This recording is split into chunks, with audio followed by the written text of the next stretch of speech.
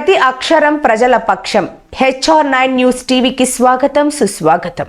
అనంతపురం జిల్లా వైకాపా అధ్యక్షుడు పైలా నరసింహయ్య రాప్తాడు ఎమ్మెల్యే తోపుదుర్తి ప్రకాష్ రెడ్డితో కలిసి శుక్రవారం తన రాజకీయ భవిష్యత్తు కార్యాచరణ పట్ల మాట్లాడుతున్న కళ్యాణ్ దుర్గం నియోజకవర్గ తాజా మాజీ టీడీపీ ఇన్ఛార్జ్ మాతినేని ఉమా మహేశ్వర్ నాయుడు.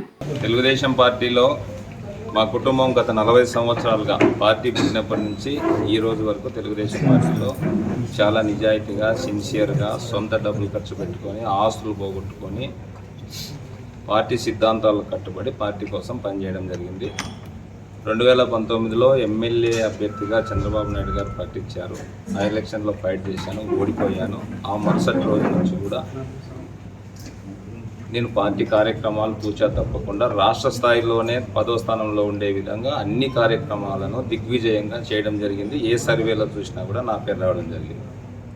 కానీ ఈ నియోజకవర్గంలో ఎమ్మెల్యే టికెట్ ప్రకటించినప్పుడు ఈ నియోజకవర్గంలోనే కాదు, ఎక్కడా కూడా ఈ రాష్ట్రంలోనే జెండా విలువ తెలియకోకున్నటువంటి వ్యక్తి, జెండా కూడా పట్టుకోకున్నటువంటి వ్యక్తికి తెలుగుదేశం పార్టీ అభ్యర్థిగా టికెట్ ప్రకటించడం జరిగింది. కార్యకర్తలంతా విశ్వాసం చెందినారు. మాకు కూడా ఆశ్చర్యానికి గురయ్యాం. ఏంటి పరిస్థితిని చూస్తే కేవలం టికెట్ తీసుకున్నటువంటి వ్యక్తి డబ్బులు ఇచ్చి కొనుక్కొని వచ్చినామని చెప్పి బాహాటంగా ప్రచారం చేస్తాననేది అందరికీ తెలిసిన అంశం. ఈ సందర్భంలో ఒక ఆశయం కోసం, ఒక పద్ధతి కోసం పనిచేయాలనే ఆలోచనతో తెలుగుదేశం పార్టీలో 40 సంవత్సరాలుగా ఆశయం కోసం పనిచేయడం జరిగింది. ప్రజా సమస్యలపైన పోరాటం జరిగింది. ఈరోజు ఇటువంటి పరిస్థితుల్లో ఎలా పనిచేయాలి, ఏం చేయాలి, ప్రజా సమస్యలు ఏ విధంగా ముందుకు తీసుకెళ్లాలనే ఆలోచన చేస్తున్నటువంటి సందర్భంలో 100 మంది నాతో నడుస్తున్నటువంటి నాయకులు, 1000 మంది నా అభిమానులందరికీ ఏం చేయాలనే ఆలోచన చేస్తున్నటువంటి సందర్భంలో నేను పనిచేసినటువంటి పార్టీ నాయకులు గుర్తించకపోయినా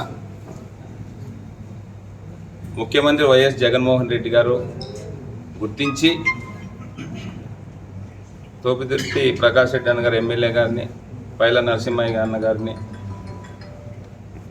MRC రెడ్డి అన్న గారిని, రంగయ్య అన్న గారిని, MP గారిని, వీళ్ళందరినీ పంపించి మన పార్టీలో అతని సేవలు ఉపయోగించుకుందాం, పార్టీలోకి ఆహ్వానించడం చాలా సంతోషించదగ్గ విషయం. ఎందుకంటే పని చేసినటువంటి పార్టీ కాకుండా పోరాటం చేసినటువంటి పార్టీ నాయకుడు నా కష్టాన్ని గుర్తించి ఈరోజు వచ్చి ఆహ్వానించడం చాలా సంతోషంగా ఉంది. ఖచ్చితంగా మా నాయకులు, కార్యకర్తలందరితోనూ మాట్లాడి ఒక పాజిటివ్గా మంచి నిర్ణయం తీసుకుందామనే ఆలోచనలో ఉన్నాం. అలా అందరి నాయకులు, కార్యకర్తల అభిప్రాయం ప్రకారం త్వరలో నిర్ణయం తీసుకుంటామని చెప్పి వాళ్ళకు కూడా గౌరవంగా ఇంటికి వచ్చారు. అందరూ వాళ్ళందరినీ స్వాగతించి, ఎవరైనా ఇంటికి వచ్చినా కాఫీ, టీ ఇవన్నీ ఎవరు వచ్చినా మన సంప్రదాయ ప్రకారం రైతు కుటుంబంలో ఉన్నటువంటి వాళ్ళ మామూలే, ఆ ప్రకారం మనం చేశాం. వాళ్ళ ఆహ్వానాన్ని మేము మన్నించి మా పోరాటాన్ని, మా కష్టాన్ని ఆ పార్టీకి ఉపయోగించుకోవాలని ఆలోచన చేస్తున్నటువంటి ముఖ్యమంత్రి వైఎస్ జగన్మోహన్ రెడ్డి గారికి ప్రత్యేకమైనటువంటి కృతజ్ఞతలు, అభివందనలు తెలియజేస్తాం. ఖచ్చితంగా మా నాయకులు, కార్యకర్తలు ఆలోచన చేసి ఒక పాజిటివ్ నిర్ణయం తీసుకొని తర్వాత తెలియజేస్తామని చెప్పి చెప్పడం జరిగింది. ఇది జరిగింది.